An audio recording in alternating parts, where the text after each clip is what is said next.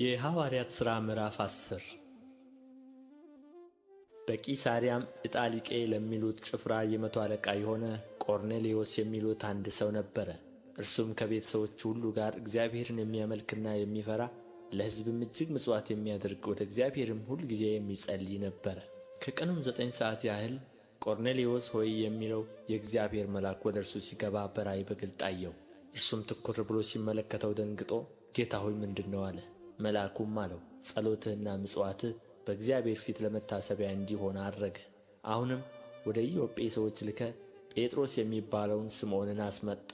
እርሱ ቤቱ በባሕር አጠገብ ባለው በቁርበት ፋቂው በስምዖን ዘንድ እንግድነት ተቀምጦአል። ልታደርገው የሚገባህን እርሱ ይነግርሃል። የተናገረውን መልአክ በሄደ ጊዜ ከሎሌዎቹ ሁለቱን ከማይለዩትም ጭፍሮቹ እግዚአብሔርን የሚያመልክ አንዱን ወታደር ጠርቶ ነገሩን ሁሉ ተረከላቸው። ወደ ኢዮጴም ላካቸው። እነርሱም በነገው ሲሄዱ ወደ ከተማም ሲቀርቡ ጴጥሮስ በ6 ሰዓት ያህል ይጸልይ ዘንድ ወደ ጣራው ወጣ። ተርቦም ሊበላ ወደደ። ሲያዘጋጁለት ሳሉም ተመስጦ መጣበት። ሰማይም ተከፍቶ በአራት ማዕዘን የተያዘ ታላቅ ሸማ የሚመስል ዕቃ ወደ ምድር ሲወርድ አየ። በዚያም 4 እግር ያላቸው ሁሉ አራዊትም በምድርም የሚንቀሳቀሱት የሰማይ ወፎችም ነበሩበት። ጴጥሮስ ሆይ ተነሣና አርደህ ብላ የሚል ድምፅ ወደ እርሱ መጣ። ጴጥሮስ ግን ጌታ ሆይ አይሆንም፣ አንዳች ርኩስ የሚያስጸይፍም ከቶ በልቼ አላውቅምና አለ። ደግሞም ሁለተኛ እግዚአብሔር ያነጻውን አንተ አታርክሰው የሚል ድምፅ ወደ እርሱ መጣ። ይህም 3 ጊዜ ሆነ። ወዲያውም ዕቃው ወደ ሰማይ ተወሰደ። ጴጥሮስም ስላየው ራእይ ምን ይሆን ብሎ በልቡ ሲያመነታ እነሆ ቆርኔሌዎስ የላካቸው ሰዎች ስለ ስምዖን ቤት ጠይቀው ወደ ደጁ ቀረቡ። ድምፃቸውንም ከፍ አድርገው ጴጥሮስ የተባለው ስምዖን በዚህ እንግድነት ተቀምጦአልን ብለው ይጠይቁ ነበር።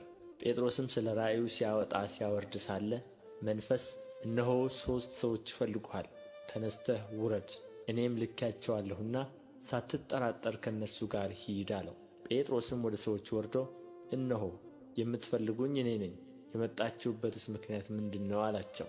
እነርሱም ጻድቅ ሰው እግዚአብሔርንም የሚፈራ በአይሁድም ሕዝብ ሁሉ የተመሰከረለት የመቶ አለቃ ቆርኔሌዎስ ወደ ቤቱ ያስመጣህ ዘንድ ከአንተም ቃልን ይሰማ ዘንድ ከቅዱስ መልአክ ተረዳ አሉት። እርሱም ወደ ውስጥ ጠርቶ እንግድነት ተቀበላቸው።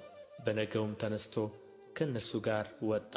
በኢዮጴም ከነበሩት ወንድሞች አንዳንዶቹ ከእርሱ ጋር አብረው ሄዱ። በነገውም ወደ ቂሳርያ ገቡ። ቆርኔሌዎስም ዘመዶቹንና የቅርብ ወዳጆቹን በአንድነት ጠርቶ ይጠባበቃቸው ነበር። ጴጥሮስም በገባ ጊዜ ቆርኔሌዎስ ተገናኝቶ ከእግሩ በታች ወደቀና ሰገደለት። ጴጥሮስ ግን ተነሣ፣ እኔ ራሴ ደግሞ ሰው ነኝ ብሎ አስነሣው። ከእርሱም ጋር እየተነጋገረ ገባ። ብዙዎችም ተከማችተው አግኝቶ አይሁዳዊ ሰው ከሌላ ወገን ጋር ይተባበር ወይም ይቃረብ ዘንድ እንዳልተፈቀደ እናንተ ታውቃላችሁ። ለእኔ ግን እግዚአብሔር ማንንም ሰው ርኩስና የሚያስጸይፍ ነው እንዳልል አሳየኝ። ስለዚህም ደግሞ ብትጠሩኝ ሳልከራከር መጣሁ። አሁንም በምን ምክንያት አስመጣችሁኝ ብዬ ጠይቃችኋለሁ አላቸው። ቆርኔሌዎስም እንዲህ አለው፣ በዚህ ሰዓት የዛሬ 4 ቀን የ9 ሰዓት ጸሎት በቤቴ ጸልይ ነበር። እነሆም የሚያንጸባርቅ ልብስ የለበሰ ሰው በፊቴ ቆመና ቆርኔሌዎስ ሆይ በእግዚአብሔር ፊት ጸሎትህ ተሰማ፣ ምጽዋትህም ታሰበ። እንግዲህ ወደ ኢዮጴ ልከህ ጴጥሮስ የተባለውን ስምዖንን አስጠራ። እርሱ በቁርበት ፋቂው በስምዖን ቤት በባሕር አጠገብ እንግድነት ተቀምጦአል አለኝ። ስለዚህ ያን ጊዜ ወደ አንተ ላኩ። አንተም በመምጣትህ መልካም አድርገሃል። እንግዲህ አንተ ከእግዚአብሔር ዘንድ የታዘዝኸውን ሁሉ እንድንሰማ እኛ ሁላችን አሁን በእግዚአብሔር ፊት በዚህ አለን። ጴጥሮስም አፉን ከፍቶ እንዲህ አለ፣ እግዚአብሔር ለሰው ፊት እንዳያደላ ነገር ግን በአሕዛብ ሁሉ እርሱን የሚፈራና ጽድቅን የሚያደርግ በእርሱ የተወደደ እንደሆነ በእውነት አስተዋልሁ። የሁሉ ጌታ በሚሆን በኢየሱስ ክርስቶስ ሰላምን እየሰበከ ይህን ቃል ወደ እስራኤል ልጆች ላከ። ዮሐንስ ከሰበከው ጥምቀት በኋላ ከገሊላ ጀምሮ በይሁዳ ሁሉ የሆነውን ነገር እናንተ ታውቃላችሁ። እግዚአብሔር የናዝሬቱ ኢየሱስን በመንፈስ ቅዱስ በኃይልም ቀባው። እርሱም መልካም እያደረገ ለዲያብሎስም የተገዙትን ሁሉ እየፈወሰ ዞረ፣ እግዚአብሔር ከእርሱ ጋር ነበረና።